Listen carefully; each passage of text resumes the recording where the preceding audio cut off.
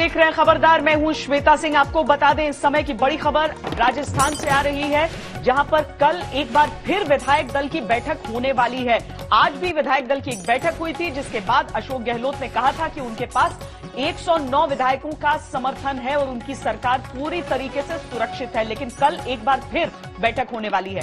उस गिनती के बाद अशोक गहलोत लेकर गए थे रिजॉर्ट में उन सभी विधायकों को, लेकिन सचिन पायलट की तरफ से भी यह दावा आ रहा है कि 84 से ऊपर एक भी विधायक अशोक गहलोत के पास नहीं है। अब जब कल इस बैठक की बात कही जा रही है, तो उसके साथ ही यह खबर भी आ रही है कि सचिन पायलट से एक बार फिर कहा गया है कि वो इस बैठक में शामिल हों। अभी तक कई बार कांग्रेस की तरफ से इस तरह की बातें कही जा चुकी हैं, लेकिन अब एक बार फिर यह बात कही गई है। रणदीप सुरजेवाला ने इससे पहले क्या क्या कहा है, आपको सुना दे रहे हैं। सचिन पायलट जी सहित सब विधायक साथियों के जो किसी वजह से नाराज हैं, उनके लिए सोनिया गांधी जी, राहुल गांधी जी और कांग्रेस पार्टी के सारे दरवाजे खुले हैं। खुले मन से आए, अगर कोई मतभेद है उसकी चर्चा करें। केंद्रीय नेतृत्व, प्रभारी महासचिव और दूसरे साथी मिलकर उसका हल निकालेंगे। कल सुबह 10 बजे कांग्रेस विधायक दल की एक और बैठक राजस्थान में यहीं बुलाई जाएगी और एक बार फिर समेत माननीय सचिन पायलट जी के सभी विधायक साथियों से हम उन्हें लिखकर भी भेज रहे हैं। हमने अनुरोध किया है कि आइए राजनीतिक यथास्थिति पर चर्चा करिए।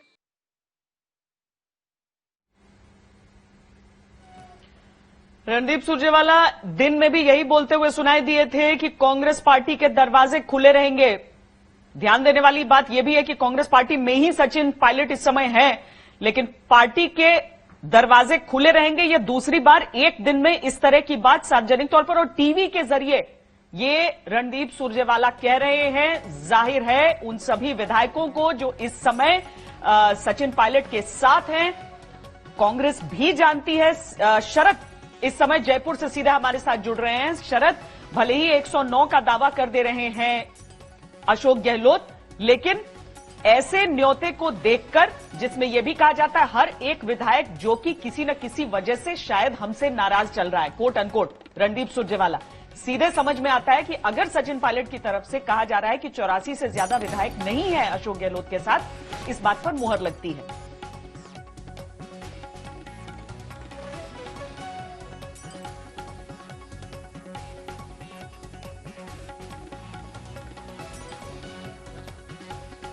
शरद, आवाज आ रही है आपको?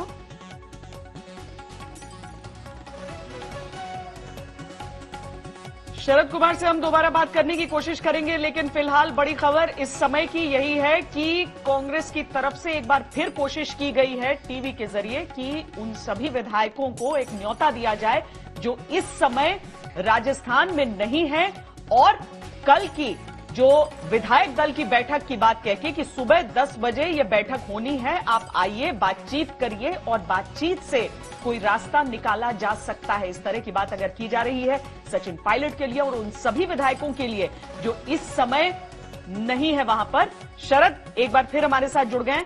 शरद, आंकड़े भले ही कहे जा रहे हों कि 109 विधायकों का आंकड़ा है, लेकिन बार बार इस तरह का न्योता सामने आना क्या एक सॉफ्ट अप्रोच दिखा रहा है कांग्रेस की कि वो कोशिश कर रहे हैं कि कुनबा पूरा साथ रहे, या फिर एक अंतिम रिजॉर्ट दिखा रहा है कि सरकार बचानी है तो यही तरीका है? देखिए श्वेता, अशोक गहलोत नंबर गेम में कहीं न कहीं फंस गए हैं, ऐसा साफ दिख रहा है। जिस तरह से रणदीप सुरजेवाला कह रहे हैं, बार बार अपील कर रहे हैं सचिन पायलट से आने के लिए, और सचिन पायलट इतनी दूर निकल गए हैं कि कांग्रेस नेतृत्व को इस बात का पता ही नहीं है। जिस तरह से लगातार उनका खेमा कर रहा है कि हम कोई समझौता नहीं होगा, हम कहीं जयपुर नहीं आ रहे हैं, सरकार अल्पमत में आ गई है। जिस तरह से उनके विधायक ट्वीट कर रहे हैं, अगर जिंदा रहना है तो गुलामी छोड़ो, मुकेश भाकर का ट्वीट आया जो उनके साथ वहां है। तो जिस तरह से वो बागी तेवर अपनाए हुए हैं, उसके बाद कुछ बचा नहीं है। लेकिन कहीं न कहीं अशोक गहलोत के लिए एक बड़ा संकट है कि 101 का जो मैजिक फिगर है उसके आसपास इनके पास विधायक हैं या नहीं है। दावा 109 का कर रहे हैं, अगर 109 का दावा 109 विधायक इनके पास होते तो इन्हें सचिन पायलट और उनके विधायकों की परवाह नहीं होती। लेकिन जिस तरह से यहाँ पर हम आपको दिखाना चाहेंगे कि इस तरह से होटल है, होटल में 5 स्टार होटल है यहाँ का, और यहाँ पर कल 10 बजे विधायक दल की बैठक बुलाई गई है। अब 10 बजे जिस तरह से उनके विधायकों ने मुखर होकर बोलना शुरू कर दिया है, ट्वीट करना शुरू कर दिया है, कांग्रेस के लिए बहुत ज्यादा वक्त बचा नहीं है। 10 बजे कल इनको फैसला लेना पड़ेगा। अगर सचिन पायलट नहीं आते हैं, उनके साथी विधायक नहीं आते हैं, तो कांग्रेस इस तरह से अपना भद्द नहीं पिटा सकती जिस तरह से उनके विधायक बोलने लगे हैं, दीपेंद्र सिंह बोलने लगे हैं, मुकेश भाकर बोलने लगे हैं। अगर सचिन पायलट 10 बजे तक नहीं आते हैं तो यहाँ अशोक गहलोत के रास्ते अलग हो जाएंगे, सचिन पायलट के अलग हो जाएंगे, और वापसी की जो समझौते की संभावना थी वो खत्म हो जाएगी। लेकिन बड़ा सवाल है, क्या अशोक गहलोत सरकार बचा पाएंगे? क्योंकि नंबर गेम में कहीं न कहीं उलझते नजर आ रहे हैं। कभी कहते हैं 102 है, कभी कहते हैं 106 है, कभी कहते हैं 109 है। इसका मतलब कहीं न कहीं कोई परेशानी तो है। श्वेता, बहुत शुक्रिया शरद कुमार इस पूरी जानकारी के लिए। एक बार फिर एक और न्योता कांग्रेस पार्टी की तरफ से सचिन पायलट के लिए, लेकिन क्या सचिन पायलट इस न्योते को स्वीकार करेंगे? यह सवाल तब तक बना है जब तक सचिन पायलट खुद नहीं सामने आते हैं और खुद नहीं कहते हैं कि वो क्या करना चाहते हैं। अभी उनके आगे के गेम प्लान के बारे में कोई नहीं जानता है। राजस्थान का सियासी संकट इस सब के बीच बना हुआ है। वैसे तो मुख्यमंत्री अशोक गहलोत ने आज अपने घर पर विधायकों की परेड कराई थी। यह दिखाया कि उन्होंने सरकार अपनी बचा ली है, विक्ट्री का निशान दिखाया गया। लेकिन शक्ति प्रदर्शन के बावजूद सचिन पायलट के तेवर बने हुए हैं। उससे साफ है कि सत्ता का गेम अभी ओवर नहीं हुआ है। अशोक गहलोत ने विधायकों की परेड कराने के बाद उन्हें जयपुर के एक होटल में भेजा, जबकि आज तक से बातचीत में सचिन पायलट के एक समर्थक विधायक ने फ्लोर टेस्ट की मांग की। इससे पहले बीजेपी भी सोशल मीडिया पर फ्लोर टेस्ट की चुनौती अशोक गहलोत को दे चुकी है।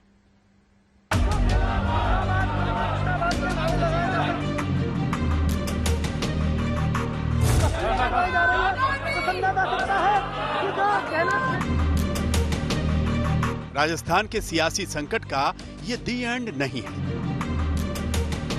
मुख्यमंत्री अशोक गहलोत ने जयपुर में अपने घर पर विधायकों की परेड कराकर खुद को सत्ता का जादूगर बताने की कोशिश जरूर की है, लेकिन बागी हो चले उप मुख्यमंत्री सचिन पायलट ने अभी मैदान नहीं छोड़ा है। गहलोत सरकार बचाने का संकट कैसा है, ये विधायकों को जयपुर के फेयरमाउंट होटल में पहुंचाए जाने से ही साफ है। कहने को तो जयपुर में अशोक गहलोत के शक्ति प्रदर्शन में कांग्रेस और सरकार को समर्थन कर रहे अन्य को मिलाकर 102 विधायक आए। सीएम आवास में मौजूद नहीं रहे 7 अन्य विधायकों के समर्थन का दावा हुआ, लेकिन विधायकों के समर्थन का ये दावा करने के बाद गहलोत ने विधायकों को बसों में भरकर होटल भेज दिया।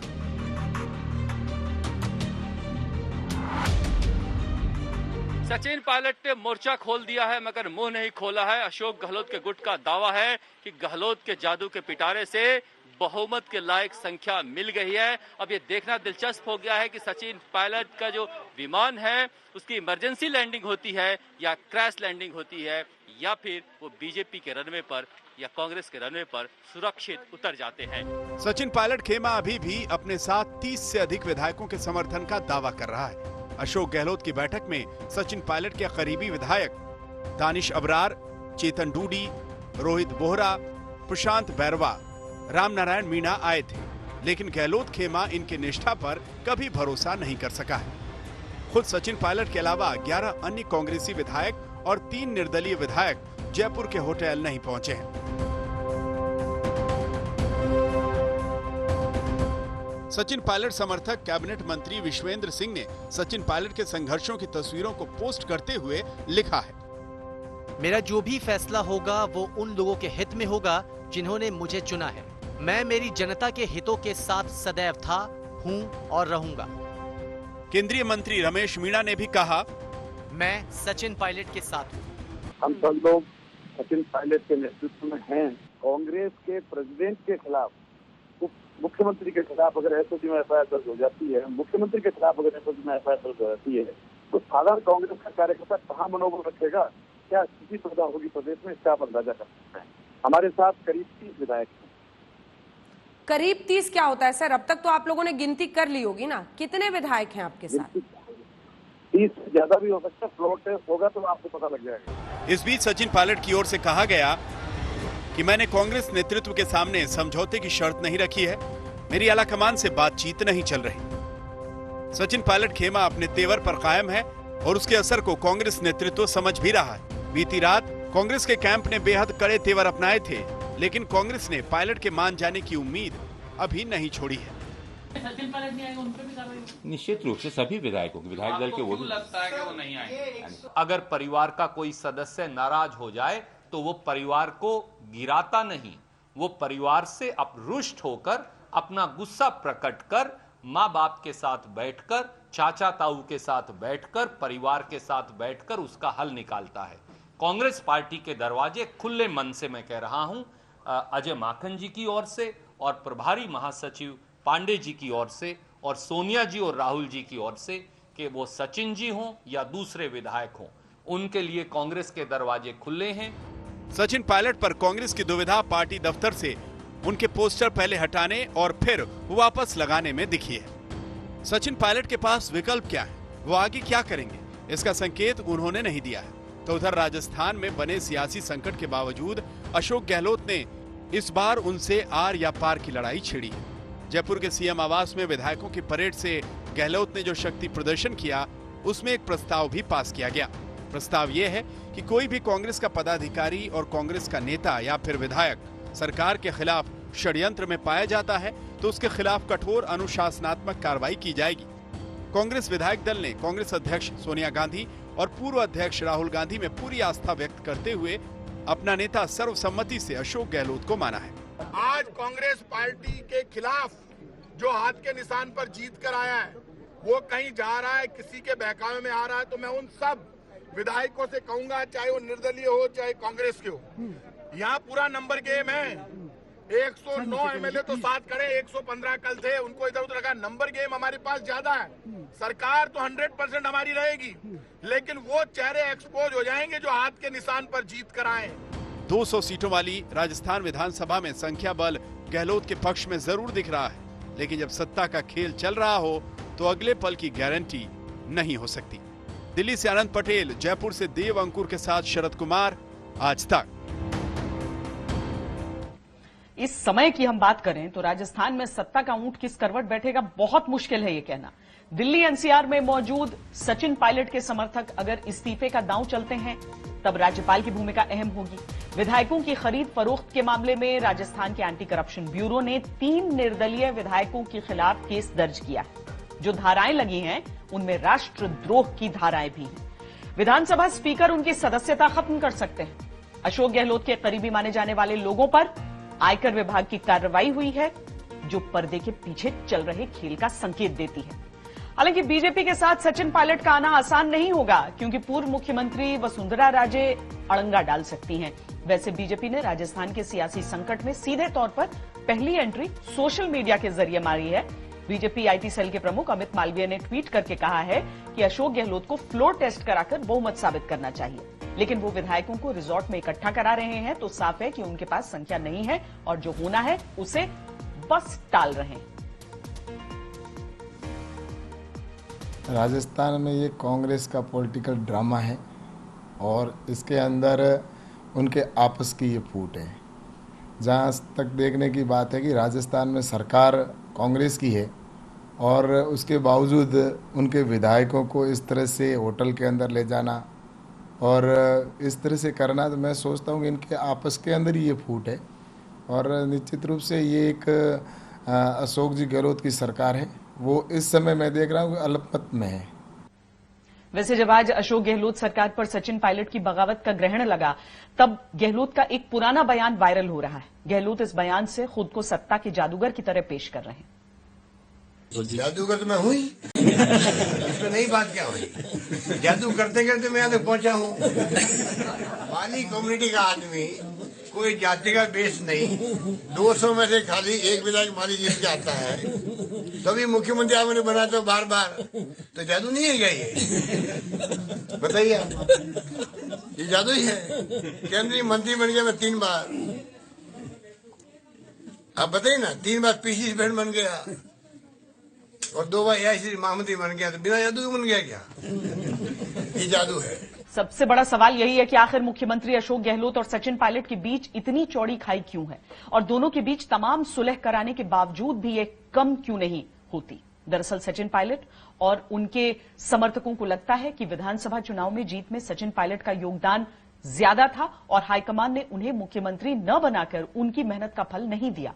दूसरी तरफ गहलोत एक मंझे हुए राजनेता हैं, उनके पास अनुभव भी अधिक है, इसीलिए तमाम समीकरण उनके पक्ष में आते चले गए और यही बात सचिन पायलट के समर्थकों को नाराज करती चली गई। दोनों नेताओं के बीच संवादहीनता और अदावत की दीवार खड़ी हो गई।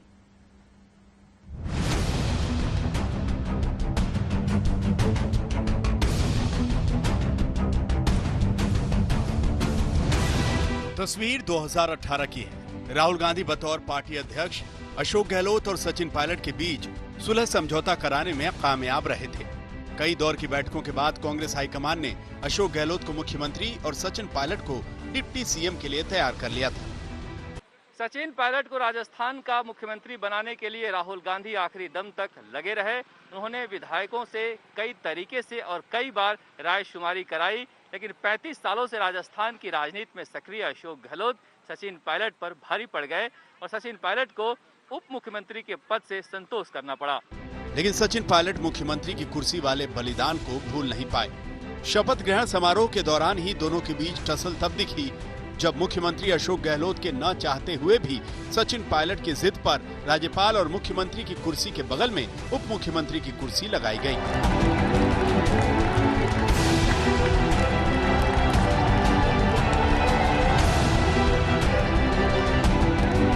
दरअसल राजभवन में मंत्रियों के शपथ लेने के दौरान उप मुख्यमंत्री सचिन पायलट इस बात पर अड़ गए कि राज्यपाल की बगल में उनकी कुर्सी लगाई जाए। अशोक गहलोत ने इसका विरोध किया और कहा कि उप मुख्यमंत्री का कोई पद संवैधानिक पद नहीं होता है, आप अपना स्थान ग्रहण कैबिनेट मंत्रियों के साथ करें। लेकिन पायलट अड़ गए और राज्यपाल के बगल में स्टेज पर अपनी कुर्सी लगवाकर बैठ गए। दोनों के बीच नाक की लड़ाई शुरू हो चुकी थी। सचिन पायलट डिप्टी सीएम के तौर पर पंख फैलाने को बेताब दिखे। विधानसभा के पहले ही दिन राज्यपाल, विधानसभा अध्यक्ष और मुख्यमंत्री के आने जाने वाले खास रास्ते पर पायलट ने दावा ठोका। विरोध हुआ तो सचिन इसी रास्ते के इस्तेमाल पर अड़ गए। मामला तब सुलझा जब गहलोत ने उनके लिए अलग से रास्ते का इंतजाम कराया। समझना मुश्किल नहीं कि सचिन पायलट महज नाम के लिए डिप्टी सीएम नहीं रहना चाहते थे, वो सरकार में अपनी हैसियत बढ़ाने को बेताब थे। लेकिन सियासत के पुराने चावल माने जाने वाले गहलोत की नजर सचिन पायलट की हर हरकत पर टिकी थी। धीरे धीरे सरकार के फैसलों में सचिन पायलट की हिस्सेदारी कम होती चली गई। डिप्टी सीएम सचिन पायलट महज ग्रामीण विकास विभाग के मंत्री रह गए। कांग्रेस बहुमत से एक सीट कम रह गई और ऐसे में अशोक गहलोत ने 13 निर्दलियों और एक राष्ट्रीय लोकदल के विधायक को अपने साथ लाकर आलाकमान के सामने अपनी ताकत दिखाई। इस बीच सचिन पायलट के ज्यादातर करीबी चुनाव हार गए और यहीं से बाजी पलट गई। इस खेल को समझने के लिए राजस्थान विधानसभा चुनाव से थोड़ा और पीछे जाना होगा।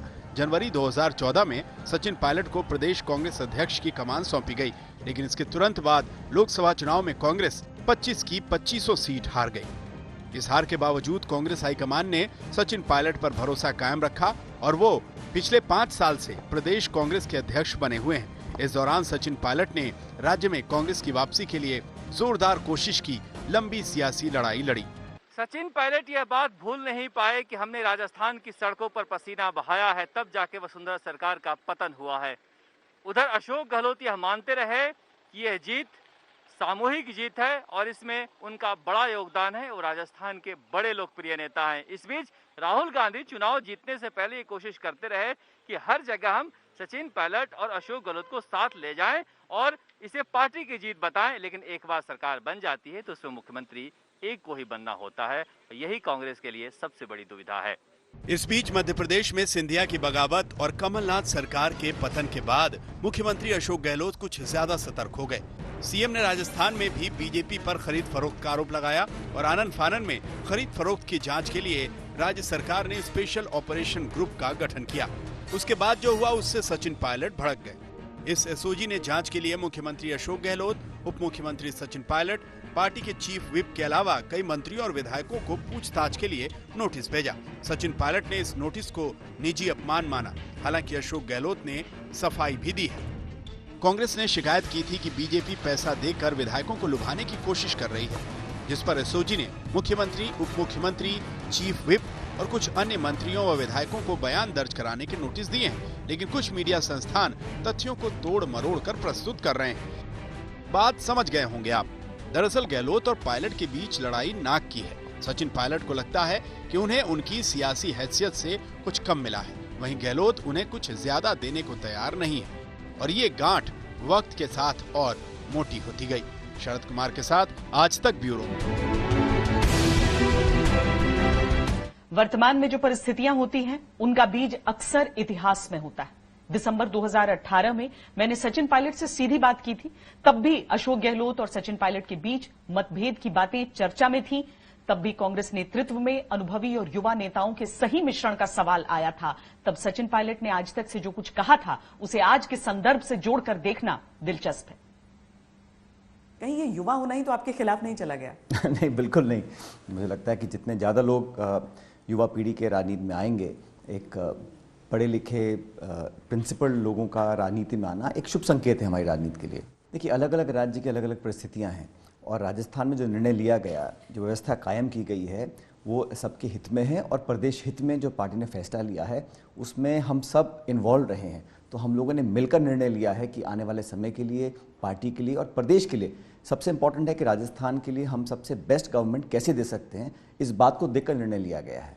आपके चेहरे पर दुख नहीं दिख रहा है को पायलट बन जाने का? किस बात का दुख? मैं तो बड़ा आभारी हूँ, मैं समझता हूँ बड़ा ऑनर्ड हूँ और प्रिविलेज्ड हूँ कि मुझे मेरी पार्टी ने एक जिम्मेदारी दी है। मुझे जब भी कोई काम दिया गया है मैंने पूरी निष्ठा से निभाया है और आज इतने बड़े प्रदेश का मुझे उप मुख्यमंत्री बनने का मौका दिया है। तो ज़रूरी यह है कि मैं इस पोजीशन में अपने कर्तव्य का निर्वहन कैसे करता हूँ, लोगों का, हमारी पार्टी और सरकार कैसे फ़ायदा दे पाती है, ये ज़्यादा महत्वपूर्ण है। और मेरे लिए एक बहुत गौरव की बात है, बहुत सौभाग्यशाली मैं अपने आप को मानता हूँ कि मुझे पार्टी ने इस लायक समझा है कि इतनी बड़ी जिम्मेदारी मुझको दी है। कहीं ऐसा तो नहीं है कि आप चीफ मिनिस्टर नहीं हुए, आपको पायलट हो गए वहाँ के, तो उसका फ़ायदा आपको बाकी जो मिनिस्टीरियल बर्थ्स हैं उनके लिए मिल रहा हो? मंत्रियों में अपने ये गिव एंड टेक नहीं होता है। एक सैद्धांतिक रूप से हम लोगों ने 5 साल तक काम किया और सब नेताओं ने मिलकर भाजपा को वहाँ बेनकाब किया। हम लोग 21 सीटों पर थे 5 साल पहले और आज 5 गुना हमारी सीटें बढ़ी हैं। एक स्पष्ट मैंडेट लोगों ने हमको दिया, इसलिए दिया क्योंकि हम लोगों ने मिलकर ये साबित किया था कि हम लोग बेहतर प्रशासन दे सकते हैं। मतलब ऐसा नहीं है कि अशोक गहलोत और आपके बीच कुछ खटास बची है? किस बात? अरे, उनके नेतृत्व में हम लोग काम कर रहे हैं। वो प्रदेश के मुख्यमंत्री हैं और मत भूलिएगा कि वो बहुत अनुभवी व्यक्ति हैं। उन्होंने 2 बार पहले सरकार चलाई है, तो हम लोगों ने ये मन बनाया है कि हमारा मंत्रिमंडल भी जो हो उसमें भी एक अच्छा मिश्रण हो, उसमें अनुभवी लोग भी हों और कुछ नए लोगों को मौका मिलना चाहिए। इसलिए जो आज सफलता मिली है पार्टी को, जिस मुकाम पर आज हम खड़े हैं, इसमें सब लोगों की बराबर की भूमिका है। तो यानी राहुल गांधी ने जो एक ट्वीट किया था आप दोनों की तस्वीरों के साथ, यूनाइटेड कलर्स ऑफ राजस्थान, ये यूनाइटेड कलर्स दिखेंगे? अगर ये यूनाइटेड नहीं है हम लोग, तो हम लोग इतने सफल ही नहीं हो सकते थे। अगर खिंचाव होता, जैसा आप कह रही हैं कि तनाव होता या कुछ आपस में अनबन होती, तो कांग्रेस पार्टी इतनी मजबूती से तीनों प्रदेशों में जीत नहीं सकती थी। लेकिन समर्थक तो आपके नाराज हुए थे ना? बिल्कुल नहीं। देखिए, ऐसा है, हर व्यक्ति और कोई भी व्यक्ति जो अनुशासन तोड़ता है या पार्टी के दायरे के बाहर काम करता है, वो कांग्रेसी हो ही नहीं सकता। और कोई भी व्यक्ति अपनी राय रख सकता है, लेकिन अंत में निर्णय पार्टी हित में और प्रदेश हित में लिया जाता है। और उस निर्णय में मुझे कहने में कोई संकोच नहीं है, इस निर्णय में मैं बराबर का भागीदार हूँ और हमारी राय के बाद ही निर्णय लिया गया है। लेकिन ऐसा लगता है, थोड़ा सा इंप्रेशन ऐसा गया कि राहुल गांधी खुद युवा हैं लेकिन युवाओं को उस तरह से प्रमोट नहीं करते हैं। न ज्योतिरादित्य वहाँ पर मुख्यमंत्री बने, न यहाँ पर। ये गलत धारणा है। देखिए, हम लोग जो यहाँ तक आए हैं, हम लोगों ने जो पार्टी के लिए किया है, जो मंत्री रहे हैं, अध्यक्ष रहे हैं, सांसद रहे हैं, ये सब कांग्रेस पार्टी ने किया है। हमारी पार्टी ने जब जब जो काम दिया है, जयपुर में दिया हो, दिल्ली में दिया हो, देश के किसी कोने में दिया हो, हम सब ने, और वो सैनिक ही क्या जो डिसिप्लिन ना हो। भाई, हम कांग्रेस पार्टी के सिपाही हैं, हमको जहां जो जिम्मेदारी दी जाती है हमें वो निभाना है।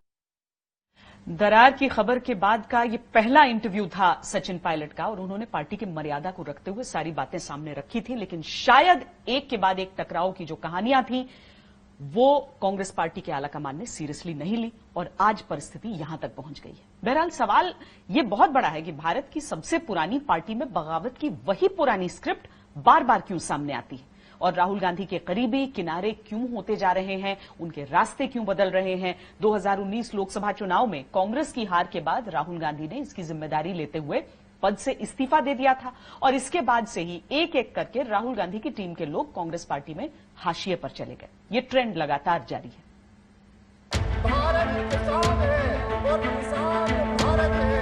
एक युवा और तेज तर्रार नेता अपनी ही पार्टी कांग्रेस के खिलाफ बगावत कर रहा है और सत्ता की ताकत में अपना हिस्सा मांग रहा है। भारत की सबसे पुरानी राजनीतिक पार्टी कांग्रेस के लिए ये एक ऐसी स्क्रिप्ट है जिस पर बार बार कोई न कोई राजनीतिक फिल्म बन ही जाती है। चुनाव की उस हार का बदला हम लोकसभा के चुनाव में लेंगे। अपनी नाराजगी और बगावत को इस तरह सार्वजनिक करने वाले सचिन पायलट अब उन नेताओं की लिस्ट में शामिल हो गए हैं जो राहुल गांधी के करीबी रहे और बाद में अपनी ही पार्टी के खिलाफ हो गए। ऐसे नेताओं में सबसे ताजा उदाहरण ज्योतिरादित्य सिंधिया का है।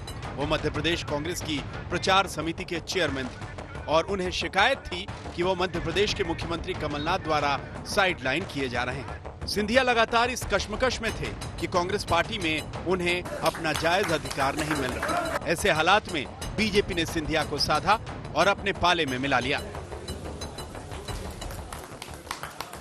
वर्तमान में जो स्थिति कांग्रेस पार्टी में है वो कांग्रेस पार्टी आज नहीं रही जो पहले थी। अल्पेश ठाकोर भी राहुल के करीबी रहे। वो गुजरात में कांग्रेस का युवा और ऊर्जावान चेहरा थे। वो राज्य में प्रभावशाली ठाकुर समुदाय से ताल्लुक रखते हैं। उन्होंने गुजरात में कांग्रेस के चुनाव अभियान में अहम भूमिका निभाई थी। ओबीसी समुदाय से आने वाले अल्पेश ठाकोर ने गुजरात की चुनाव प्रचार समिति से अपने आप को अलग कर लिया था। उनकी शिकायत थी कि उन्हें नजरअंदाज किया जा रहा है, हाईकमान उन्हें साइडलाइन कर रहा है। इस तरह कांग्रेस ने एक और युवा नेता को खो दिया जिसकी गुजरात में अहम भूमिका हो सकती थी। नेता वही है जिसके साथ जनाधार हो, जो लोग जुड़ते हैं, बट जो सम्मान चाहिए उन सम्मान के लिए मेरी बात थी, उस सिस्टम के खिलाफ बात थी। सिस्टम को बदलिए और सिस्टम को बदलना पड़ेगा। सिस्टम नहीं बदलेंगे तो रिजल्ट नहीं मिलेगा। तो आफ्टर ऑल पार्टी को नुकसान होगा, तो उस सिस्टम को बदलने की बात कर रहा हूं, मैं बार बार बात कर रहा हूं। देखिए सिस्टम बदलेगी तो अच्छा रिजल्ट आएगा। इसी तरह कांग्रेस में संजय निरुपम का राजनीतिक उतार चढ़ाव भी अनोखा है। वो पहले मुंबई कांग्रेस का नेतृत्व करते थे, अब मौका मिलते ही खुलकर गांधी परिवार के खिलाफ बयानबाजी करते हैं। कांग्रेस की अंदरूनी लड़ाई और तनाव की वजह से संजय निरुपम को महाराष्ट्र चुनाव से पहले ही उनके पद से हटा दिया गया था। हालांकि वो अब भी कांग्रेस पार्टी का हिस्सा हैं, लेकिन अक्सर पार्टी विरोधी बयान देते रहते हैं। दिल्ली में जो हमारा जो पूरा बड़े लोगों का, सीनियर लोगों का जो एक पूरा दल है, जो एक ग्रुप है, वो एक पूरी तरह से बिखरा हुआ। जितने सीनियर लोग हैं जो 70+ हैं खासकर, उनको पूरे सम्मान के साथ, उनका योगदान बहुत रहा है पार्टी में, उनको पूरे सम्मान के साथ रिटायर करना पड़ेगा और नए जनरेशन के लीडरों को पूरे देश से चुन चुन के ला करके एक बेहतर टीम बनानी पड़ेगी। क्रिकेट की पिच के बाद राजनीति की पिच पर ड्रेस बदल बदल कर खेलने वाले नवजोत सिंह सिद्धू ने बीजेपी को छोड़कर कांग्रेस को चुना था। जिस तरह आपके ढेरों को कोई खा नहीं सकता, पृथ्वी को ऊंचा उठा नहीं सकता, सागर को जैसे कोई सुखा नहीं सकता, पर्वत हिमालय जैसे कोई हिला नहीं सकता, सूर्यदेव। अबे मैं दुक्का मार रहा हूं, तुम छक्का मार रहे हो। सूर्यदेव को फूंक मार बुझा नहीं सकता, उसी तरह इस बार हिंदुस्तान में कांग्रेस को कोई दबा नहीं सकता, कोई मिटा नहीं सकता। लेकिन वो कई विवादों और पंजाब के मुख्यमंत्री कैप्टन अमरिंदर सिंह से टकराव की वजह से कांग्रेस के ड्रेसिंग रूम में ही बैठे हैं। उनकी राजनीतिक पारी एक तरह से रुकी हुई है। इन सभी नेताओं में एक समानता है और वो ये कि उन्हें राहुल गांधी ने खुद चुना था। जो नेता कभी राहुल गांधी के बेहद करीबी थे, उनमें से कई नेताओं ने अपने लिए नए रास्ते देख लिए और कई नेता ऐसे हैं जो पार्टी में मौजूद तो हैं, लेकिन अब बेचैन होकर अपने लिए रास्ता तलाश रहे हैं। ये कांग्रेस के लिए चिंता की बात है। आज तक ब्यूरो। आपको इस समय की एक ब्रेकिंग न्यूज हम दे दें जो कि नेपाल से आ रही है। ये बेहद विवादित और अजीबोगरीब बयान वहां के प्रधानमंत्री केपी शर्मा ओली का श्री राम पर आया है, अयोध्या पर आया है। उन्होंने कहा कि भारत में नकली अयोध्या है। ओली के अनुसार भारत ने नेपाल पर सांस्कृतिक अतिक्रमण कर दिया है। उनके अनुसार सीता का विवाह, माता सीता का विवाह जिस राम से हुआ था वो अयोध्या के नहीं थे बल्कि नेपाली थे। ओली के अनुसार असली अयोध्या जनकपुर के पश्चिम में है। उन्होंने नेपाल के बीरगंज के पास ठोरी में असल अयोध्या को बताया है। ओली ने यह बयान वाल्मीकि रामायण का नेपाली अनुवाद करने वाले नेपाल के आदि कवि भानुभक्त की जन्म जयंती के अवसर पर आयोजित एक कार्यक्रम में कही है। गीता मोहन हमारे साथ इस समय जुड़ रही हैं। गीता, अपनी कुर्सी बचाने के लिए कोई व्यक्ति किस हद तक विवाद कर सकता है, ये केपी शर्मा ओली अब दिखा रहे हैं चीन के चरणों में पड़े हुए। जी बिल्कुल, दो बहुत ही इम्पोर्टेंट और महत्वपूर्ण बातें हैं। एक ये कि इतने सालों तक नेपाल ने अगर ऐसा कोई नैरेटिव था उसके बारे में बोला क्यों नहीं। दूसरी बात, अगर नेपाल के प्रधानमंत्री अभी बोलते हैं, वो खुद ही कम्युनिस्ट है जो रिलीजन में बिलीव ही नहीं करते हैं। उनका ये क्लेम करना ही बहुत बड़ा सवाल उठाता है ऐसे व्यक्ति पर जो कभी मंदिर नहीं जाते, पूजा नहीं करते, या फिर ये कोई हिस्टोरिकल फैक्ट और रिकॉर्ड्स के बेसिस पर नहीं बोल रहे हैं। तो ये दो बहुत इंपॉर्टेंट एस्पेक्ट है जिनको देखना चाहिए, क्योंकि अगर नेपाली रिकॉर्ड में ये है कि सीता का विवाह जिस प्रिंस से हुआ था वो नेपाली थे और भारत के नहीं थे, अयोध्या के नहीं थे, तो आज तक नेपाल ने इस मुद्दे को उठाया क्यों नहीं और अब क्यों उठा रहा है। तो ये पॉलिटिसाइजेशन है रिलीजन का, जिस पर अभी तक इंडिया का रिएक्शन नहीं आया है, ना विदेश मंत्रालय से और ना यूपी सरकार से। हम एक्सपेक्ट कर रहे हैं कि यूपी सरकार भी इस पर कुछ ना कुछ बोलेगी, लेकिन अभी तक कोई रिएक्शन नहीं आया है। लेकिन ऐसी हास्यास्पद बात कही है ओली ने कि इस पर कौन क्या रिएक्ट करे। भारत हमेशा कहते आया है कि नेपाल से रोटी बेटी का संबंध है, लेकिन इस तरह से जिस तरह से ओली कर रहे हैं वो साफ तौर पर एक झल्लाए हुए राजनेता की तस्वीर दिखा रहा है, जैसे कूटनीति के क से मतलब नहीं है और धर्म तो जैसा कि आप कह रही हैं कि चूंकि उनकी विचारधारा ही वही है इस तरह की बातें करना। तब जब अयोध्या से जनकपुर की सड़क बन रही थी तब उन्हें नजर नहीं आया कि सड़क किस तरफ जा रही थी, क्योंकि भारत उसके पैसे देने के लिए तैयार था, लेकिन आज उन्हें उसकी दिशा समझ में आ रही है। बहुत शुक्रिया गीता मोहन इस पूरी बातचीत के लिए। और इस सब के पीछे दरअसल वजह यह होती है कि भारत शक्तिशाली है, अपनी सैन्य ताकत भी बढ़ा रहा है, दूसरी तरफ अपने दुश्मनों को यह संकेत भी दे रहा है कि भारत से उलझने का परिणाम कितना घातक हो सकता है। ताजा उदाहरण चीन का है। गलवान घाटी में चीन भारत से उलझ तो गया, मगर अब उसे उसकी गलती का एहसास हो रहा है। चीन लगातार बैकफुट पर है। भारत की सैन्य ताकत के साथ साथ जबरदस्त कूटनीति ने चीन को पीछे लौटने के लिए मजबूर कर दिया है। कल दोनों देशों के कोर कमांडर्स की चौथी बैठक है और इस बैठक में भारत मजबूती से एक बार फिर कहेगा कि चीन वापस अपनी उसी जगह पर जाए जहां वो अप्रैल में था। चीन की चालबाजियां भारत के सामने ढह गई।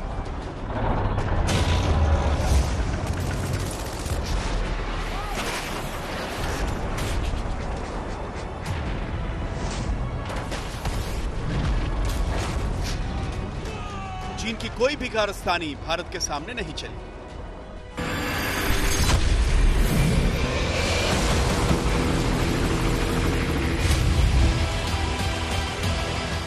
गलवान घाटी में चीन की हेकड़ी हवा हो गई।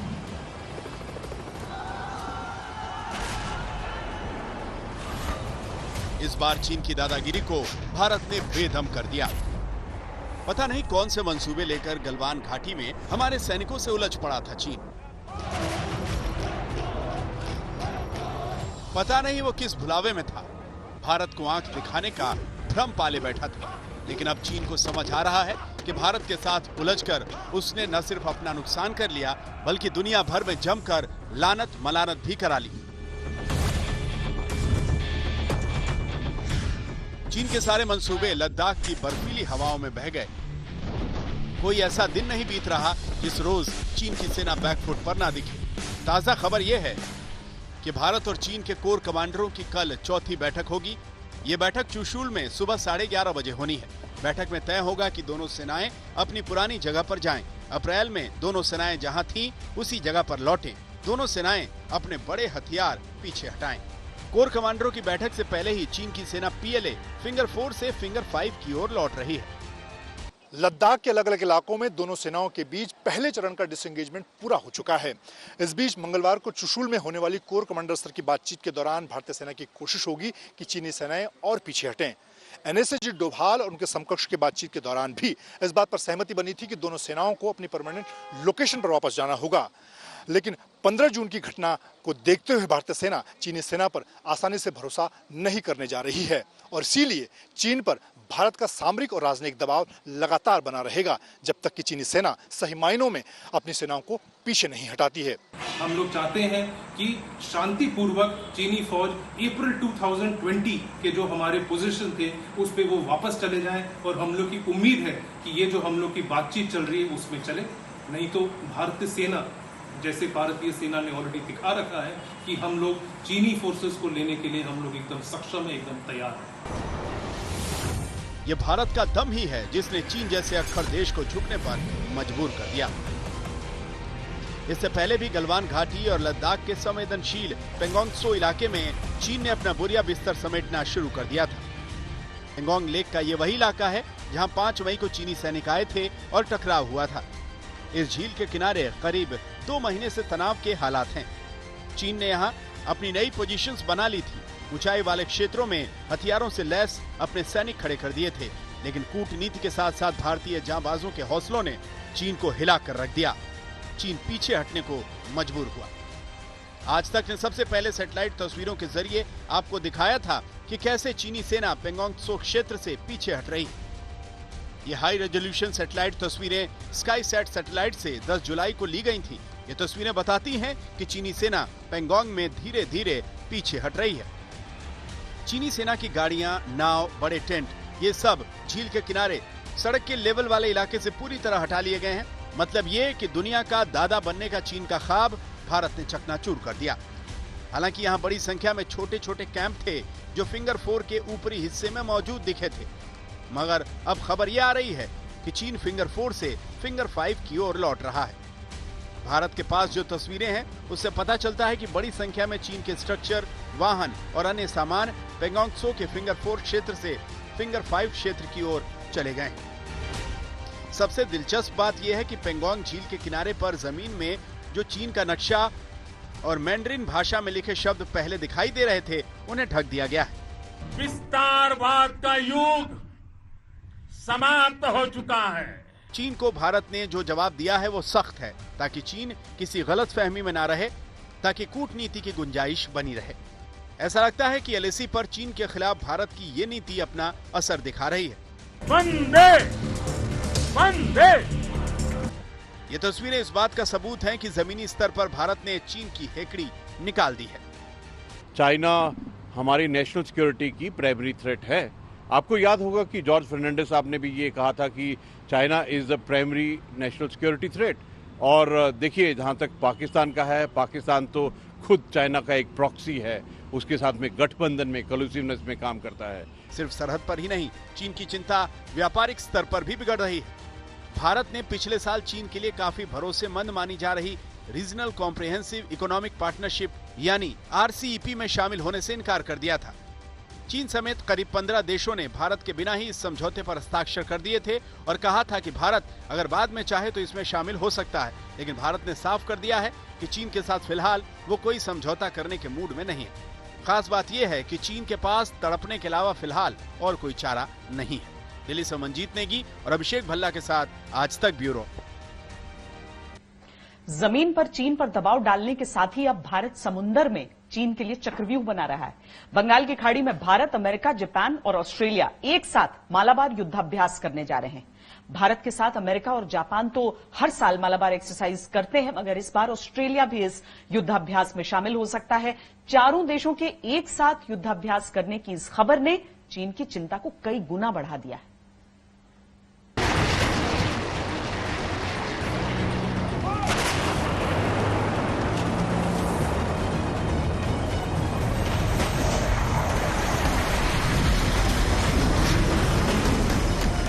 जब 4 देशों के युद्धपोत एक साथ गरजेंगे तो थर्राएगा चीन। बंगाल की खाड़ी में युद्धपोतों से जब 4 देश दागेंगे मिसाइल तो चीन का हलक सूख जाएगा। जब भारत, अमेरिका, जापान और ऑस्ट्रेलिया के जंगी जहाज समंदर में अटखेलियां करेंगे तो चीन की सांसें ऊपर नीचे हो जानी तय है। चीन के खिलाफ समंदर में भारत ने रच दिया है ऐसा चक्रव्यूह जो चीन को चारों खाने चित करेगा।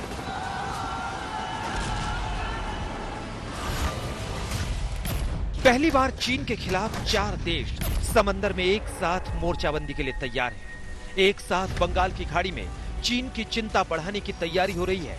एक साथ चीन को सबक सिखाने वाला अभ्यास हो रहा है। चीन की नजर हमेशा से समंदर पर थी। अथाह गहरे सागर में वो अपना एक छत्र अधिकार करने की भरसक कोशिश कर रहा था, मगर खुद को समंदर का सिकंदर समझने वाले चीन के कान के पर्दे फट जाएंगे जब वो सुनेगा 4 देशों के लड़ाकू जहाजों की गूंज। इसलिए समंदर में अपने आप को दादा समझने वाला चीन अभी से तड़पने लगा है।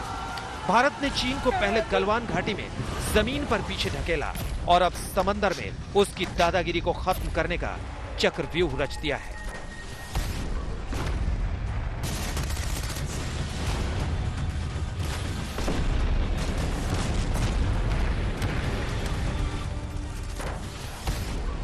हिंद प्रशांत सागर में चीन अपनी धमक दिखाने की भरसक कोशिश करता रहा है।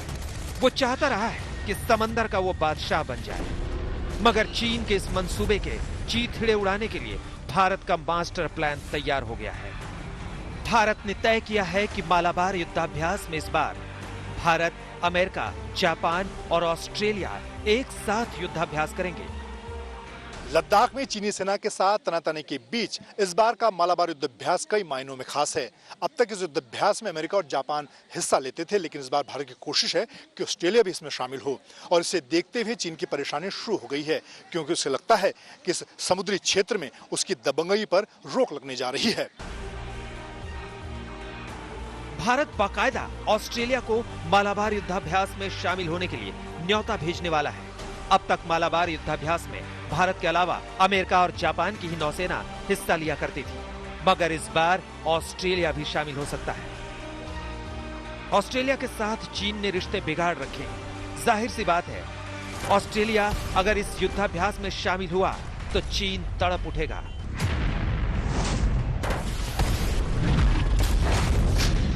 देखा ही होगा कि हिंद महासागर में 2008 के बाद चाइना अपने शिप्स भेजता जा रहा है। कभी सबमरीन्स आती हैं, कभी इनके साइंटिफिक रिसर्च शिप्स आते हैं, तो काफ़ी उनका इजाफा हो गया है। और वो उनकी जो एक एस्पिरेशन है कि ये 2049 में एक सुपर पावर बनेंगे, तो उससे इंडो पैसिफिक में खतरा ज़रूर बढ़ रहा है।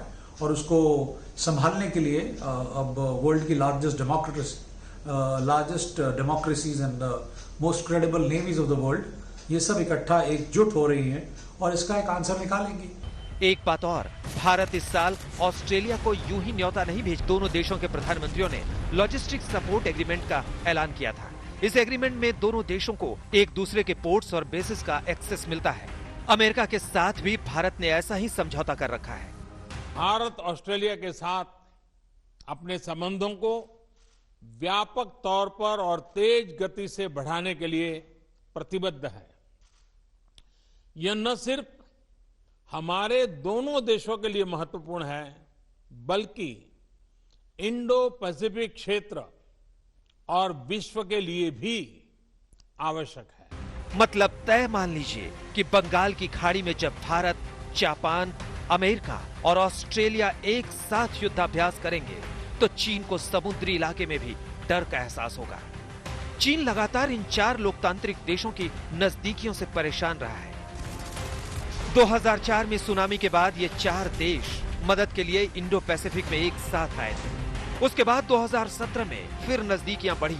कोरोना महामारी के दौरान भी चारों देशों की नजदीकियां बढ़ी। चीन ये सब देखकर समझ रहा है कि उसका अकेलापन बढ़ता जा रहा है और ये अकेलापन अब डर की शक्ल में तब्दील हो रहा है। भारत की रणनीति पूरे हिंद महासागर और दक्षिण प्रशांत क्षेत्र में अपने प्रभाव क्षेत्र का विस्तार करना है और चीन को यह बताना है कि उसकी दादागिरी के दिन लग गए।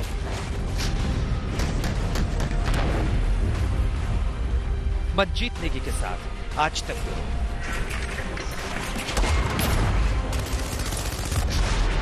पर युद्धाभ्यास हर साल होता है, मगर इस बार चीन इसीलिए ज्यादा तड़पेगा क्योंकि मौजूदा समय में चीन से वैश्विक स्तर पर नाराजगी है। आपको बता दें, भारत और अमेरिका के बीच मालाबार युद्धाभ्यास की शुरुआत 1992 में हुई थी। 2002 के बाद से इस युद्धाभ्यास में तेजी आई। पहले इस युद्धाभ्यास में सिर्फ भारत और अमेरिका शामिल होते थे।